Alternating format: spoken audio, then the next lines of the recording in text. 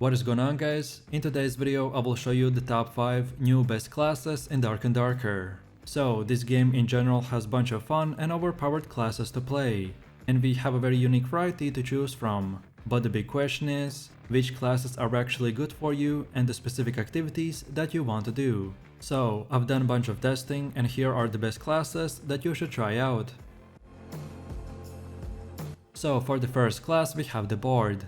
A Bard uses music to confuse or entertain crowds of enemies, making them a strong support type of character that excels at distracting enemies. They also can heal their friends and give them temporarily buffs, making them an excellent addition to any team. However, their noisy profession makes them one of the least stealthy classes. But with their amazing buffs, they're even stronger to play by yourself. Bards are pretty tricky to master because of their core gameplay mechanics. This will require for you to pluck the correct notes by timing the right mouse button presses. Although if you can overcome these challenges, then you might find yourself a highly effective alternative to other support-based classes. I found the Bard to be rather slow and inconvenient when it comes to changing instruments mid-fight or even playing them. Of course, such perks as the dancing feet and reinforced instrument will help a lot, but they are only decent healers and debuffers, as they can only deal melee damage.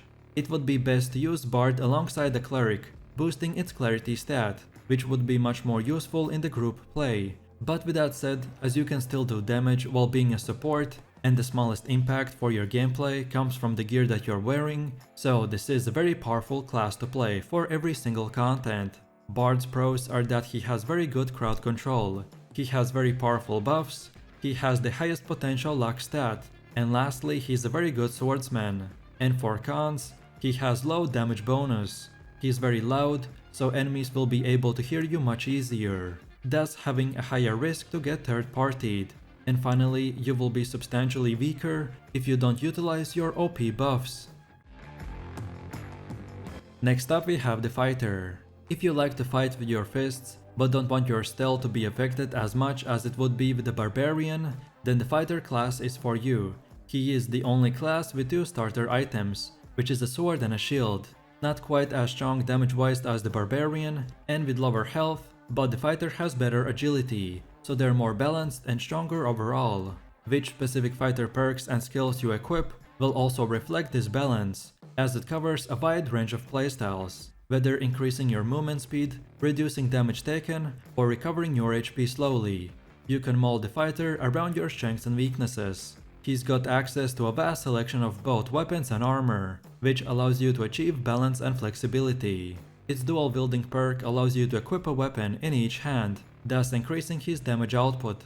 Alternatively, you can wield a shield for increased defense. Fighter is also one of the few classes who has the ability to heal itself, but this class can be effective only against melee enemies. Overall, the Fighter is a jack of all trades. He's well versed with a multitude of weapons and armaments, so he can hold his own against any class. So then for the pros, he can equip almost every single armor and weapon, and if you use the weapon mastery perk, then you can literally equip every single weapon in the game. Then he has as well-rounded attributes, but on the other hand, for cons, he's very gear dependent, he cannot cast any spells, and finally he doesn't have great blocking and parrying, which is a big part of their kit. Blocking is difficult to pull off consistently due to the directional blocking system in the game, so it will take quite some time to get used to. Then for the third class we have the Cleric. Cleric is the main healing class, requiring those who take on the role to monitor how their teammates are doing and if they need medical assistance. The Cleric also wears many other hats, as they can heal and revive teammates, and can also deal tons of damage to the undead enemies with the right perks. So by playing the support role, you still get to use your main utility, you can deal significant damage, and lastly your gear is least impactful. You will need to equip a spell memory skill in one of your slots to cast your healing, reviving or buffing incantations. But this is just a small sacrifice to get the very best out of the Cleric. Initially, you can use up to 5 spells, but you can add 5 more by equipping the spell memory. However, better magic has a higher equip cost, so you should consider which ones are essential for your party's needs. The ability to revive or heal yourself and others plays a significant role in Dark and Darker group play, and that's why Cleric can be considered to be a very important class, although not very efficient in solo play. If you like to have a wide choice of armor and shields, then the Cleric's got you covered.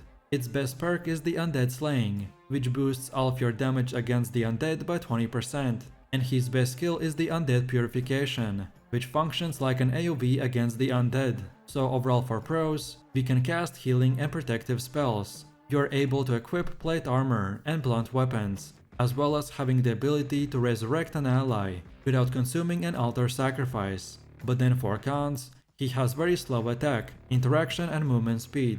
We get low damage bonus, and he gets very limited ranged options to choose from. And that's about it. Then for the next one, we have the Ranger. He is among the most popular Dark and Darker classes, allowing you to shoot down dangerous enemies at a distance. Their starting weapon is the recurve bow, which is one of the best starting weapons available. They also begin the game with a campfire kit that allows you and the rest of your party to rest and recover.